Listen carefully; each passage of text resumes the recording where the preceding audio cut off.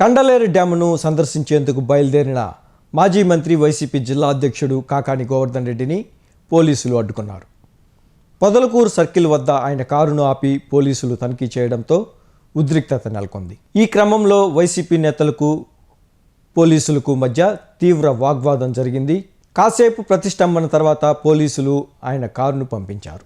ప్రజాస్వామ్యబద్ధంగా పర్యటనలు చేస్తుంటే ప్రభుత్వం కావాలనే అడ్డంకులు సృష్టిస్తోందని మాజీ మంత్రి కాకాని మండిపడ్డారు. కండలేరు డ్యామును సందర్శించేందుకు బయలుదేరిన మాజీ మంత్రి వైసీపీ జిల్లా అధ్యక్షుడు కాకాని గోవర్ధన్ రెడ్డిని పోలీసులు అడ్డుకున్నారు. పొదలకూరు సర్కిల్ వద్ద ఆయన కారును ఆపి పోలీసులు తనిఖీ చేయడంతో ఉద్రిక్తత నెలకొంది. ఈ క్రమంలో వైసీపీ నేతలకు పోలీసులకు మధ్య తీవ్ర వాగ్వాదం జరిగింది. కాసేపు ప్రతిష్టంభన తర్వాత పోలీసులు ఆయన కారును పంపించారు. ప్రజాస్వామ్యబద్ధంగా పర్యటనలు చేస్తుంటే ప్రభుత్వం కావాలనే అడ్డంకులు సృష్టిస్తోందని మాజీ మంత్రి కాకాని మండిపడ్డారు.